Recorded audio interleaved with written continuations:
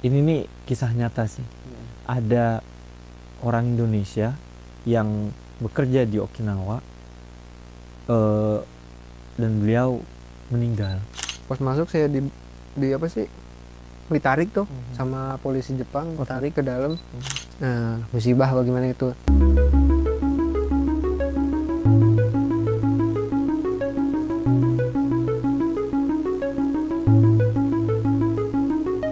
Besoknya saya kerja. Oh itu. Emang Kalau besoknya langsung kalau kerja. tadi cerita si Maul kan dia Iya. sempet di apa namanya? Di karantina gitu, maksudnya 1 bulan training dulu Oh, nyampe dia emang magang emang gitu biasa. magang gitu. Kalau TG tuh langsung Di sentral di situ. heeh. Ini flight nih hari ini nyampe terus langsung dibawa ke Shapu Show. Besoknya Iya, kerja. besok langsung kerja. Buset, itu tanggal berapa itu? Itu tanggal 23 Mei kalau nggak salah tuh. Tanggal 23 Mei, Iya, terus 24 langsung masuk kerja langsung gitu. kerja. Nggak tunggu bulan depan tinggal berapa hari gitu.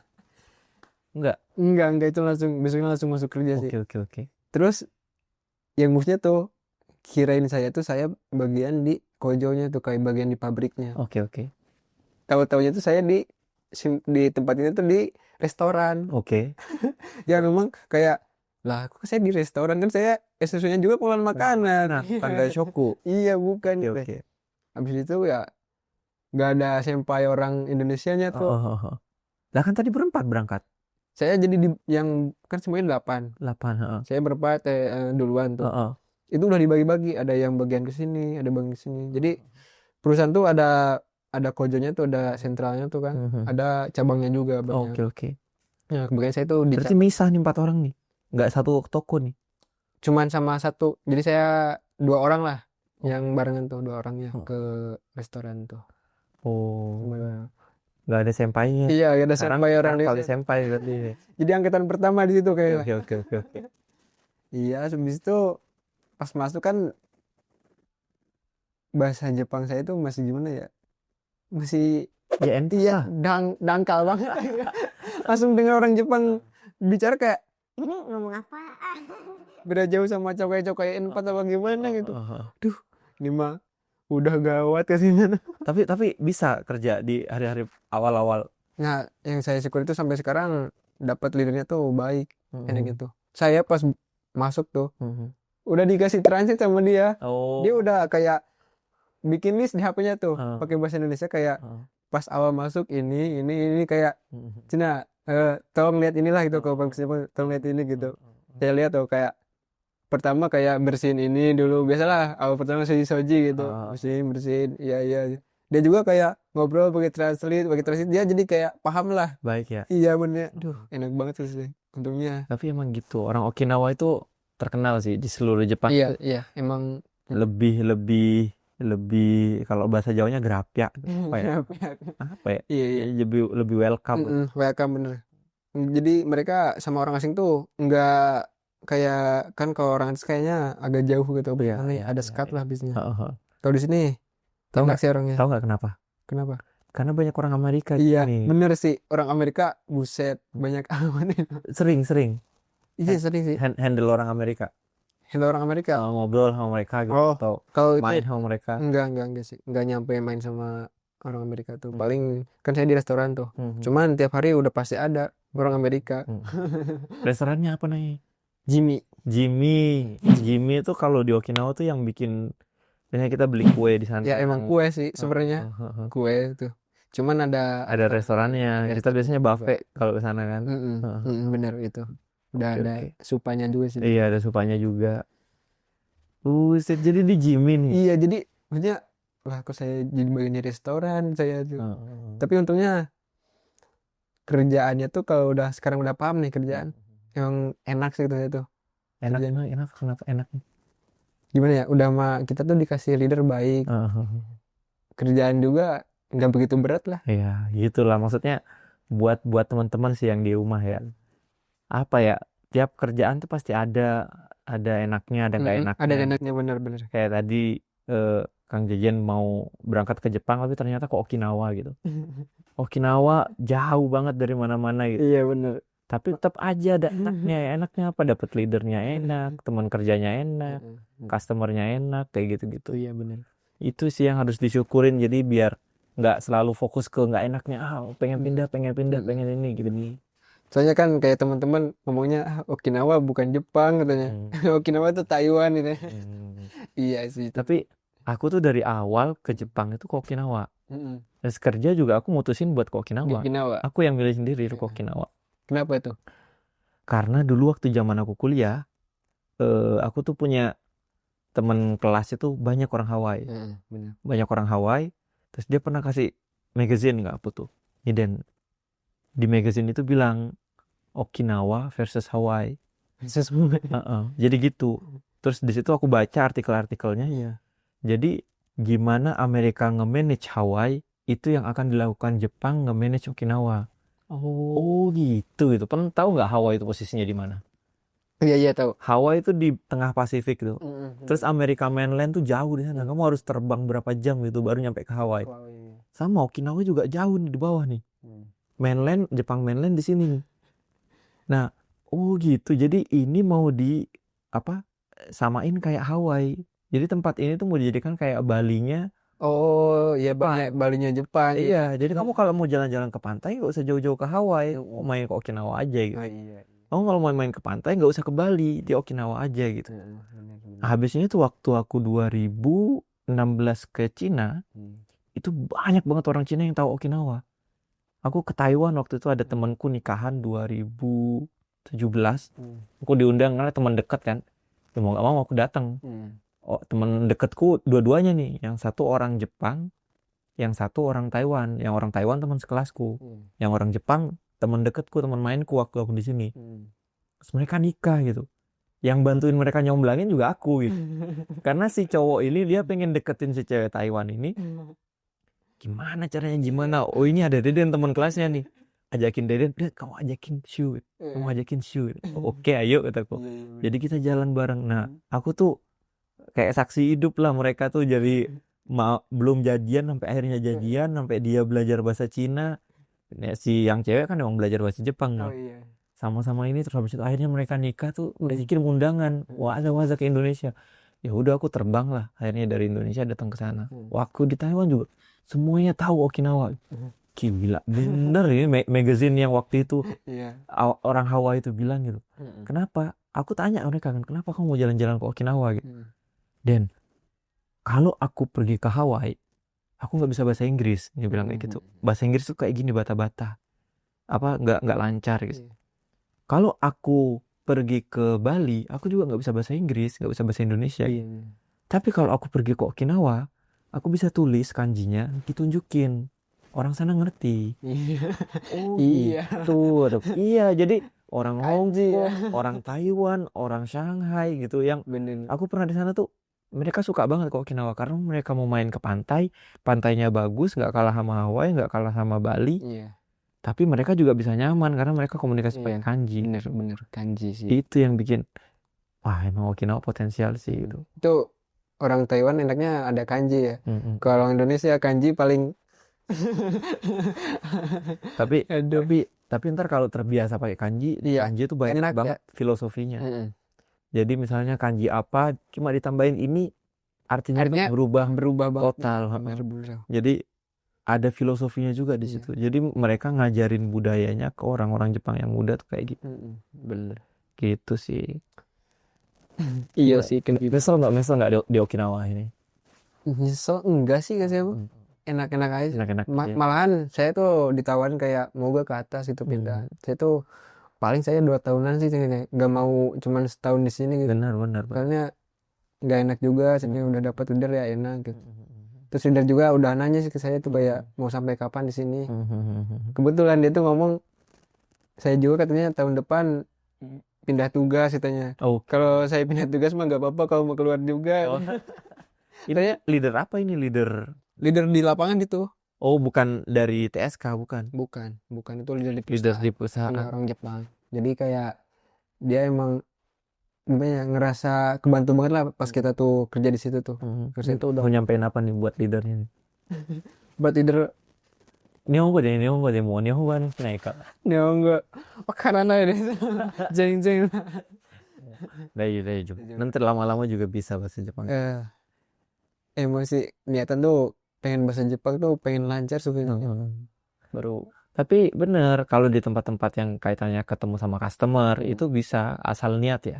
Asal niat dicoba aja, dipraktekin. bener. Awal-awal berantakan bahasa Jepang. Iya bener nih. Ya lama-lama bisa nata ini api yang Cuman orang Jepang juga kadang ngertiin dia tuh.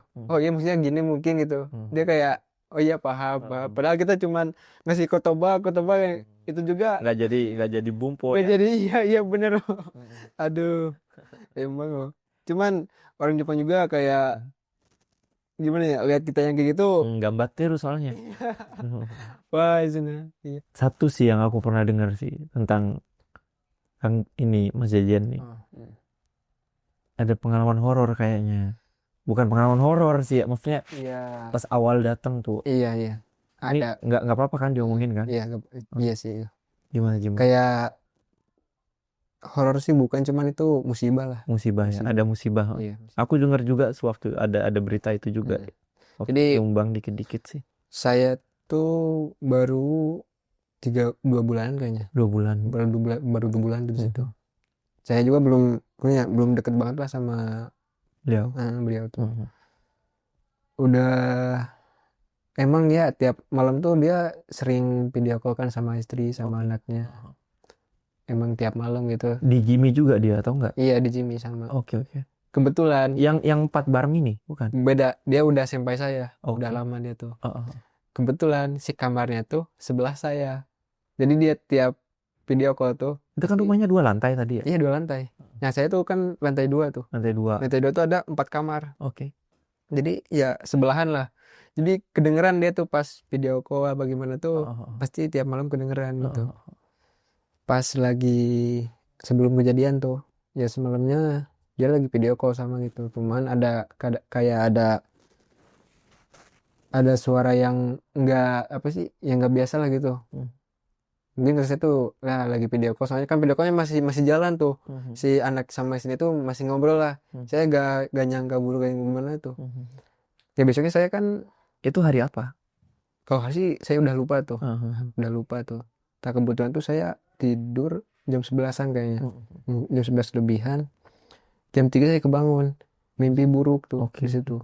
Jam 3 pagi. Jam 3 pagi tuh mimpi buruk. Saya mimpi lagi sakit tuh. Nenek juga saya lagi sakit. Terus nenek saya tiba-tiba nerekam saya Mungkin saya langsung bangun tuh. Terus kebetulan si lemari baju saya tuh kan sebelah saya kebuka. Saya ngeliat di situ kayak ada orang.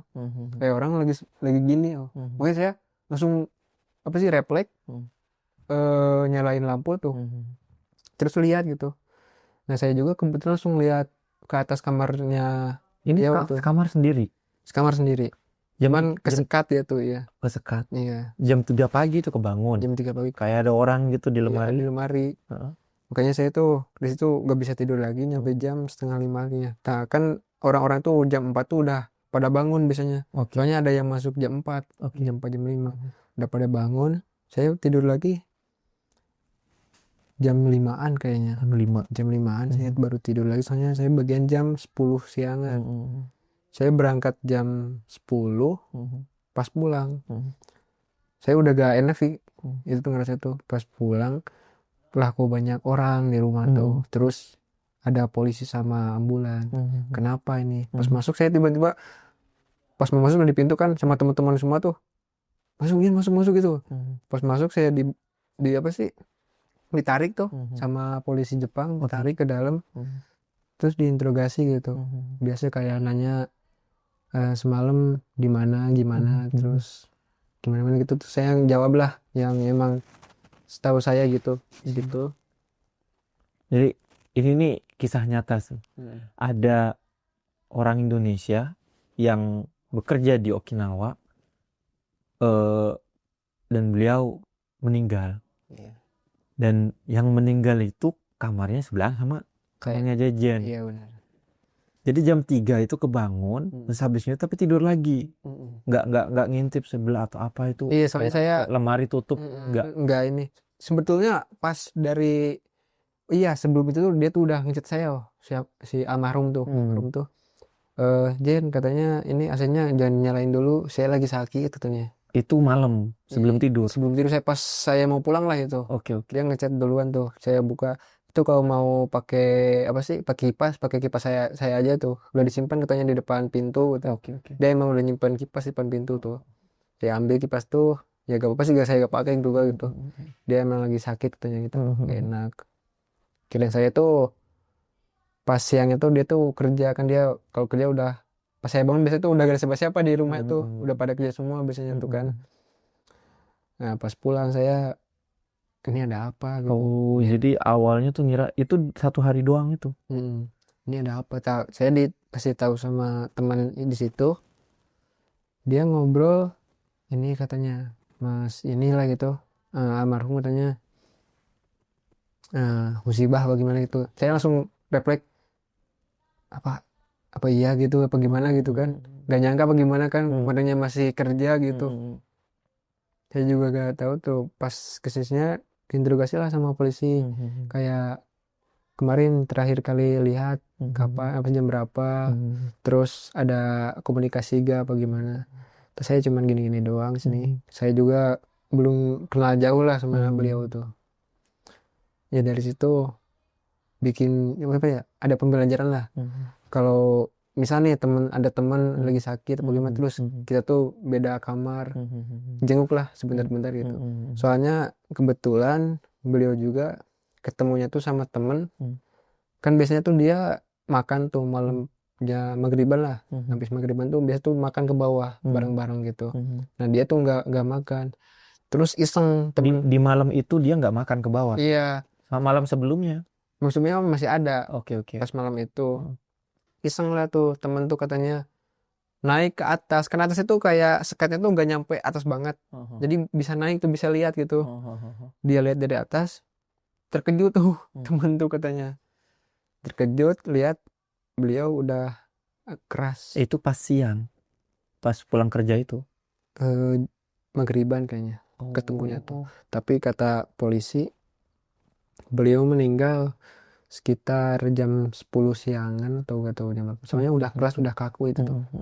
Tapi saya ada feeling sih gak tahu pas saya mimpi itu gak tahu pas siangnya yang kata polisi gitu. Soalnya pas saya bangun tuh emang udah gak ada suara apa-apa. Udah gak ada suara-suara apa-apa tuh. Makanya dari sih iya dia pas ketemu tuh emang udah kaku terus ya keluar itu Buddha. Oh, bentar. Berarti kejadiannya tuh kan itu satu hari pas malam terakhir tuh kamu masih dengar tuh suara ini kan video call kan? Video call tuh. Masih dengar suara video call. Terus habis itu kamu tidur besok paginya bangun jam 3. Iya. Terus habisnya itu udah berangkat berangkat kerja. Iya. Terus habis itu balik jam berapa itu? Balik jam 9 malam. Jam 9 malam. Oh, jadi pas maghrib itu kok nggak datang makan gitu kan? Iya, teman saya kan biasanya tuh kalau maghrib tuh pada makan-makan di bawah. Kenapa nggak datang ke bawah gitu? Habis itu ke atas dicek sama teman. tawan maghrib. Iya, tawan tuh maghrib. Terus lah telepon TSK telepon kayak polisi sama itu ambulan. Jadi pembelajaran juga sih buat teman-teman yang di sana ya. Kalau misalnya ada teman satu asrama atau kenalan yang lagi sakit, dijenguk aja biar tahu kondisinya kayak gimana. Dan ini sih juga yang banyak nggak diceritain. Jadi kebanyakan orang-orang tuh tentang Jepang, tentang kerja ke luar negeri itu enak-enaknya aja gitu. Senengnya gaji besar gini. Bener loh. Terus kalau ada musibah kayak gini, kalau ada yang sakit, kemudian ada yang sampai amit-amit meninggal gimana gitu. Soalnya susah juga kalau meninggal di kan? negara orang. Ada perusahaan yang bertanggung jawab sih, dia ngasih semua asuransinya apa segala macam. Ada juga yang enggak. Iya, makanya yang enggak tuh kan kita sumbangan apa gimana soalnya kan emang mahal banget itu. Yang kemarin gimana kasusnya tuh jadinya? Ya syukurnya tuh almarhum tuh sama perusahaan tanggung jawab full tuh. Dari Jimmy itu berarti? Iya, jadi kayak semuanya udah ditanggung sama Jimmy. Hinangnya tuh. Syukurlah itu. Penyakit kan ya berarti kata ini dokternya? Ya kata polisi. Kalau dari kata polisi tuh jantung katanya. Oke. Terus dia juga kayaknya sih tuh makan obat kayaknya agak kelebihan kayaknya gitu. Kan dia gimana ya orangnya tipenya tuh emang bukan gila kerja emang tapi dia emang smart kerjanya emang bagus lah gitu. Jadi pengen dia tuh cepet sembuh, pengen kerja lagi. Soalnya emang dia sih kerasa sama saya juga gitu, nggak kerja sehari 2 hari gitu. Kalau sakit gaji itu kerasa banget anjloknya tuh. Iya, Iya sih, bener. karena ini banyak juga yang nggak ngasih tahu sih. Kalau kerja di Jepang itu, kalau masuknya ada beberapa kontrak tuh dia tulis detail tuh. Ada yang nggak ditulis detail tuh disampaikan omongan gitu, tapi biasanya ditulis detail. Cuma kita biasanya nggak baca detailnya. Iya bener. Kalau masuk sempurna, nggak ada liburnya sama sekali, itu gaji plus berapa gitu. Tapi kalau ada libur nggak masuk 1 hari aja, itu plus berapanya itu nggak ada karena nggak masuk sempurna. Iya benar-benar. Ada gitu-gitunya. Ada juga yang masuk nggak masuk sampai sekian hari baru nggak dapat sempurna gitu. Ada macam-macam tuh. Jadi kita dituntut buat tetap masuk terus sih. Iya benar sih. Itu sih yang banyak orang nggak bikin nggak masuk sehari ini ya udah ntar berkurang sehari, padahal berkurang berapa juta gitu. Iya benar-benar itu ngaruh banget sehari 2 hari tuh ngaruh banget kerasa. Makanya buat teman-teman sehat terus lah. Sehat-sehat terus, maksudnya dijaga silaturahminya sama-sama orang Indonesia, sama-sama di rantau kan. Benar-benar. Terus proses dikirimnya itu semuanya Iya. berapa hari sampai Ditangguh. semuanya? Kayaknya lama sih tuh. Gak tahu seminggu lebihan kayaknya. Oh berarti sempat di rumah sakit dulu Iya di Naha tuh gak tahu, adalah tempat kayak buat, kan kalau orang meninggal tuh kayak apa sih, tempat buat dingin kan itu kan? Iya, disimpan dingin. yang buat mau ngejenguk apa gimana tuh di situ kan. Bukan ngejenguk ya gimana ya itu. Situ buat ngelihat almarhum lah. Nah dari situ dibawa dulu ke Tokyo kayaknya, ke KBRI kan. Mungkin dari situ juga nggak langsung ke Indonesia. Semua TSK itu yang ngurus tuh. TSK sama perusahaan. Sama perusahaan. Ya, tapi biaya full ditanggung sama perusahaan. Nah yang lucu nih, ada yang lucu di rumahnya terus diapain? Oh iya, nah abis itu kan kayak teman-teman itu kayak banyak kayak ada kejadian-kejadian aneh kan ya. Tapi saya mah nggak ngerasa sih itu ya. Pas yang lain ngerasain. Ya, tapi pas almarhum hari itu meninggal tuh ketahuan, saya juga sebenarnya sempat seminggu tuh nggak di kamar. Oh iya, saya tidur di bawah. Enggak, saya sekamar sama teman saya. Semingguan kayaknya iya, seminggu lebihan lah. Jadi sekamar tuh, tiap hari sekamar. Jadi setel lagu tuh kayak ayat-ayat Al-Quran gitu. Buset. Iya, awal pertama setel ayat Al-Quran nih, udah 2 hari 3 hari malah dangdut ke sana. Kocau. Iya, itu emang bener. Cuman udah semingguan lebih kayaknya, udah semingguan tuh udah mulai saya kembali lagi kamar saya gitu. Dari situ mah ya sampai sekarang. Apa katanya didatengin dukun katanya? Iya, itu udah sebulanan lebih kayaknya. Sebulanan lebih? Kan iya, sesudah itu tuh kayak temen tuh kayak ada yang bilang lihat hitam, lihat gimana gitu di tangga, terus yang di bawah tangga katanya. Sama di kamarnya gitu ada yang ngomong di kamarnya almarhum tuh. Oke. Ada yang lihat kayak gitu. Telepon TSK kayaknya tuh si temen tuh. Jadi TSK katanya mau ngedatangin orang pintar. Cuman kebetulan TSK tuh agamanya tuh Buddha kalau gak salah tuh. Buddha. Jadi mereka tuh bawa biksu kalau gak salah. Oke. Apa iya biksu kalau gak salah tuh. Biksu atau Shinto biasanya. Iya kayak gitu kayaknya. Nah pas itu si rumah tuh ditaburin beras. Garam, beras. Iya, beras sama garam tuh. semua ruangan kan. Pas saya pulang, lah kamar saya kok banyak beras katanya. Kata teman, iya. kata teman tuh katanya tadi habis ditaburin sama orang pintar kayak gitu. Okay. Laga sekalian ke situ kalau taburin 3 kilo. biar gak beli. Iya. Hemat kan? Hemat, biar gak beli beras. 3 kilo. Iya sih, ngapain juga kalau saya kan maksudnya ya itu percayaan mereka gitu. Mereka. Iya. Sih. Tapi aku tanya itu juga sih sama temanku yang orang Jepang. Jadi kalau ada yang meninggal kayak gitu, emang didatengin sama ini dukun kayak gitu-gitu. Terus mereka bilang kalau selama gak ada gangguan biasanya nggak ada yang meninggalnya kayak gimana gitu, ditanyain. Kayak gini meninggalnya kan, aku sempat diceritain sama Maul kan. Kayak gini kan. Oh oke. Kayaknya takutnya ada apa yang masih penasaran atau apa, makanya didatengin dukun biar komunikasi sama yang ada di situ. Takutnya masih ada yang ketinggalan. Oh gitu. kayak gitu-gitu. Makanya ada kepercayaan gitu juga. Emang ada jangka waktunya atau apa? Iya. Ini biasanya 40 hari. Loh, sama di Indonesia juga 40 hari. Iya 40 harian tuh. 40 harian ada Di gitu. Okinawa ada di sini 40 harian gitu. Malahan kata teman saya tuh biasanya tuh kalau ada orang meninggal tuh ruangannya tuh dikosongin katanya tuh. Tapi kalau menurut saya kalau dikosongin malah jadi makin makanya si tempatnya nggak hangat lah kalau gak dipakai tuh. Malah makin serem. Jadi sekarang ada yang nempatin. Ada temen saya yang nempetin situ. Nggak, kamu aja pindah situ. Tapi tetap kamarnya di sebelah dia. Sebelah.